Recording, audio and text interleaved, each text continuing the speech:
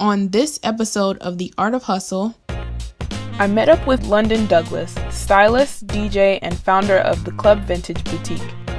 We talked about investing in yourself, starting over in your career, and her hustle, of course.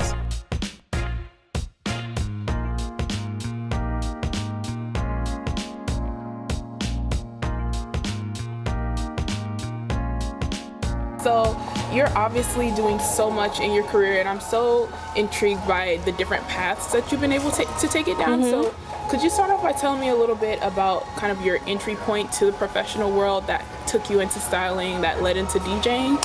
Well, it's funny because my background is I used to work for Homeland Security. Interesting. So I'm from DC, and everybody there has like a good government job because it's mainly around like politics and government. And so I just fell into that because my mom, she worked at Homeland Security, my dad's a police officer. So it's kind of like I just fell into that, but I was never happy.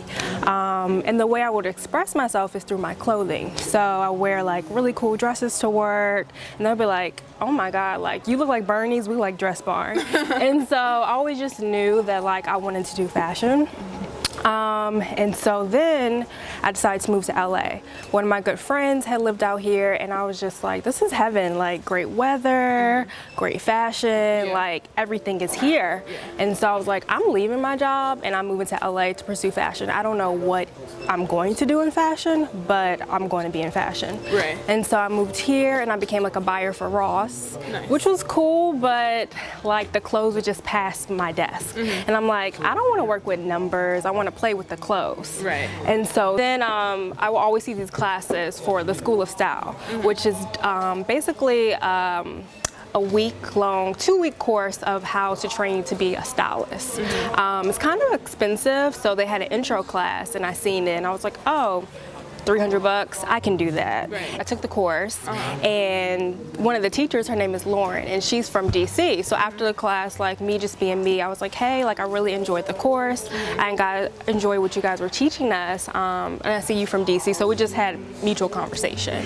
And so I go back to my job in LA, and so she sends me an email like, hey, you really impressed me, would you like to be my intern?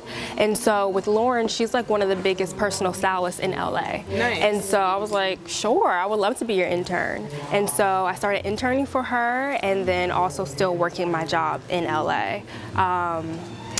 And then I just fell into it. But basically, when I was working for Lauren, I had a full-time job. And so I just said, I really want to dive into fashion, so I'm going to save up rent for like 2 months and try this out. And my job was like, well, if you don't like it, you can always come back. And so I quit my job and I started interning for Lauren. And then her boss, Luke, who's the head of the school, he was like, hey, like, your resume is pretty good. I see that you work for Homeland Security, you did like all these office jobs, would you like to work for the school? And I was like, perfect, because I just quit my job. I don't have no money. I was trying to intern, and now it's like a perfect way for me to make income but also learn. And so with the school, my responsibility was helping the teachers, like getting the curriculum together, answering all of the students' questions, and then also one of my jobs were to send out the jobs to the students. So stylists would hit us up and look for interns and assistants, because with the school you get trained top notch. So they always would hit us up to look for students to work for them. So one day I was sending out a job, and I saw that it was a typo for the job posting. And I saw like it was 2 phone numbers to call to get informed with the job, but one of the numbers were off. So I called one of the numbers. I was like, hey, I'm just calling to make sure that this is the right number before I send out the job. And the stylist answered. She was like, oh my God, thank you so much for calling and checking. Great, yes, this is the correct number. You can put this on a job posting. So I did that, and then the next day she called me back, and she was like, hey, nobody has applied to my job. And it was a job to work with Vogue magazine, like a really well-known photographer, and she was also a really well-known stylist. Her name is Leslie Lesson, and she did like all the Levi's campaigns, like super top-notch. And so with the school, a lot of the students, they don't apply to jobs that are free because the school is like $6,000 to go. They're like, I'm not about to take this job that's free. Like, I want something that's paid. So they will always skip over the free jobs. And so I had called my boss. I was like, hey, I know I officially haven't graduated from the program, but I like help with all the classes. I know everything. Can I take this job? He was like, cool. If it doesn't affect your work, you can do it. And so I took on the job, and she was like, you're not an intern, you're an assistant. And so from that, she like introduced me to so many people, and from there, like once you have a good name in the fashion world, they will hit you up all the time. Yeah. So like every week I was getting like text messages like, hey, can you be on set for this? Can you do that? And so I went from interning to assisting really quick, and then I went from assisting to my own job. So long story, but that's how I'm here. And that was all happening in LA? Yes. Wow. Yes. Well, I feel like that really shows how like one, school and investing in your education is important. Definitely. And like networking for and sure. like learning from the people that you're working for. Yes. And like those are lessons that I'm trying to learn and I'm trying to pick up myself. Yeah. But how did that lead you into like music and DJing? Well, I've always been into music. I used to just like lock myself in the room. I had like this CD player that can change 50 discs, like 50 CDs. And so I would just lock myself in the room and just listen to music all day. It was just something that was like therapeutic, and also I was just really into it. Like, I don't know if I was just like an emo teenager and just wanted to listen to music all the time. I feel like we all went through that phase. But yeah, that's what I like to do. And I never really thought about DJing until like college. And so with college, I went to like a fraternity party and the music was trash. And I was like, can I play some music from my iPod? And they was like, sure. So I literally just hooked up my iPod. I'm telling my age, I'm old. But I like hooked up my iPod, and the next day they sent me like this care package. It was like, thank you so much for DJing the party. I was like, DJing? I was just playing music, like, but it was a form of DJing.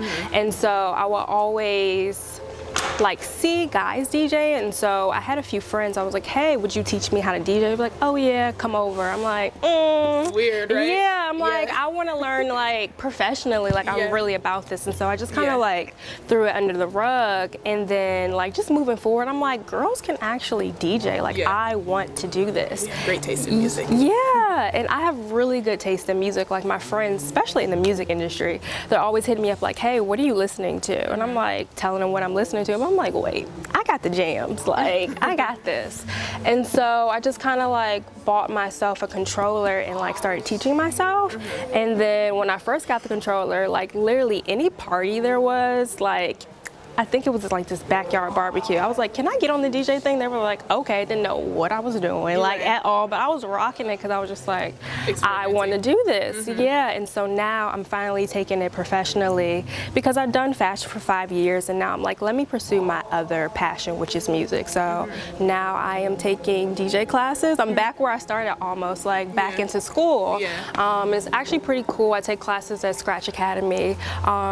Just because like I already like done a few gigs, but I want to learn professionally. Like I want to take it serious. I want to build that network, make those connections, and just see where I can take myself. And so far it's been good. I think that's awesome, and I respect that so much because I feel like school is so often just one of those things that people look down on in terms of like creative fields. They're just like, you either have it or you don't, or something like that. Right. When it's like there's always a learning process, especially when it's like there's a craft that you know, there's a system to it. You Definitely. know? So I mean, and also I think it's cool because music and fashion go hand in hand. They do. So much.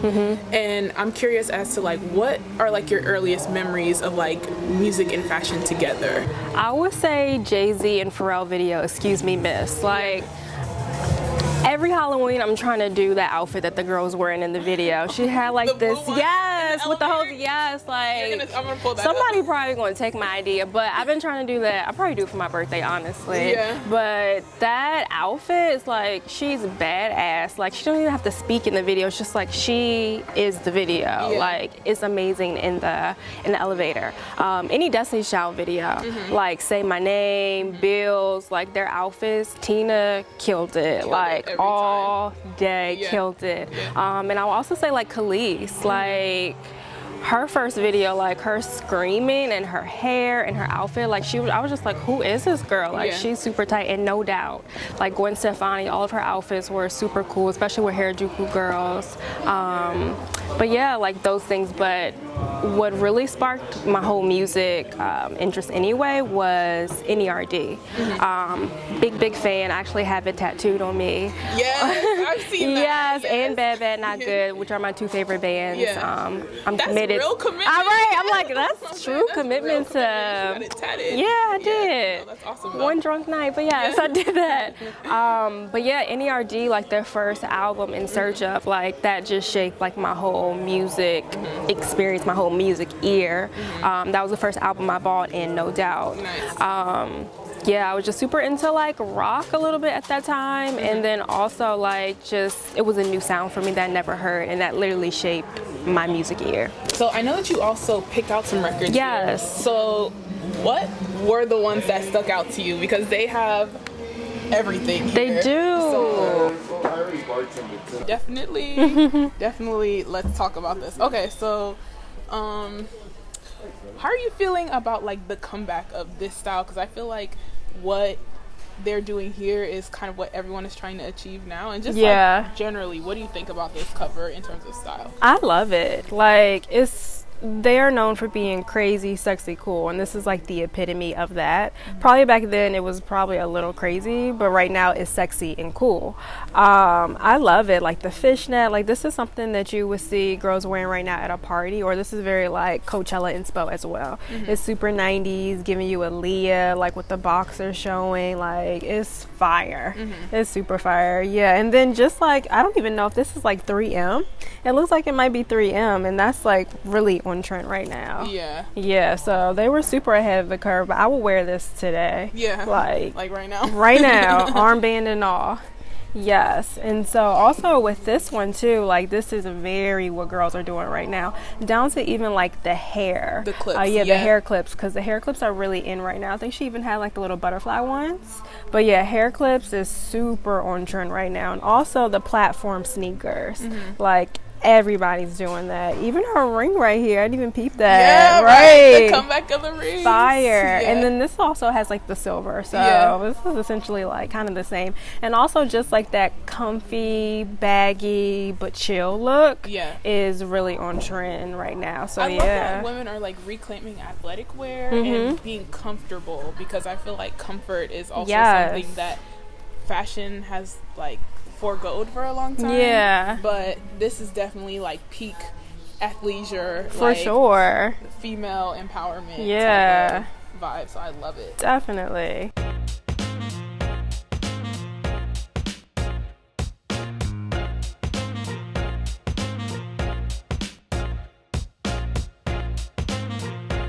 So one of the things that you mentioned that is very interesting to me, or that I think is a conversation we're all having right now, is like DJing is a male dominated space. And I want to know, what has that experience been like, kind of entering that space as a woman, as a Black woman? I feel two ways about it. When I walk into venues with like my equipment, or if I hop into the Uber, they're like, wait, you DJ? You're the DJ? I'm like, yes, I'm the DJ. Like, oh, okay, cool. Wouldn't expect that, but that's cool. Like, people are a little thrown off. But then another way I feel about it is like, guys are like, let me see what she about to do. Like, is she really about to do this, or is she just like another cute face that can play music? And I'm like, no, like this is another reason why I'm taking classes as well. It's like, no, like I can do this. Like I can be just as good as you. But I also feel like a lot of guys have supported me, because I've been booked by a lot of guys. Like when they come to my set, they're like, they believe more in me than I do. They're like, yo, can you DJ my birthday party? I'm like, me? They're like, no, you got the jams. And I feel like as long as you got the jams and you know what you're doing, you're having fun, then it doesn't matter. But I do feel like once I step up to like a higher level, I feel like guys will be like, do you know what you're doing? Like, can you set this equipment up by yourself? And I'm going to be like, I got this. So it really hasn't affected me that much, but it is super male dominated, and I want to be able to change that and bring more girls in the DJ. So slowly but surely. Well, besides that, what have been some of your obstacles that you face, like between styling and DJing and just kind of pursuing a almost freelance or independent career path that is not like you're, you know, clocking in all the time? Yeah, well, I'm actually going through that right now. So I'm trying to transition out of styling and do DJ, and I also have a vintage shop called Shop the Club, like full time. So those two things, but I just feel like right now it's just like dedicating my focus to each one because I want to be 100% at all three of them. So I feel like right now I have to give myself a schedule because I'm freelance. I have to be the boss and the employee. So I have to make my schedule like, okay, Londyn, you're going to get up at 8 a.m. and you're gonna go for a run. Like that would like pump your brain up. And then after that, you're gonna work on the club stuff. And then after that, you're gonna take a break for lunch. And then you're gonna work on your DJing, answering emails. So I just feel like I have to right now like really hone in on my focus and make a schedule in order to get all things done because I'm my own boss and my own employee. So I feel like that's my biggest obstacle right now is just like managing my time right now, but I feel like that so far is like the biggest thing. Yeah.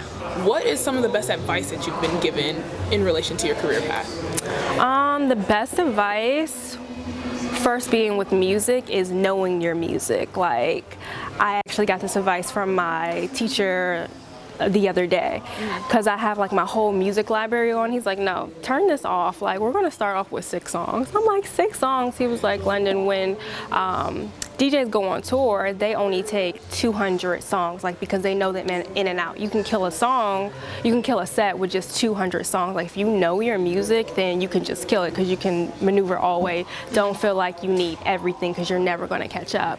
So just like sticking to what I know and knowing my music with music. As far as like fashion, the biggest advice I would say is make sure that you know everybody when you go on set or on jobs. Like introduce yourself to everybody because you never know what that person can like do for you.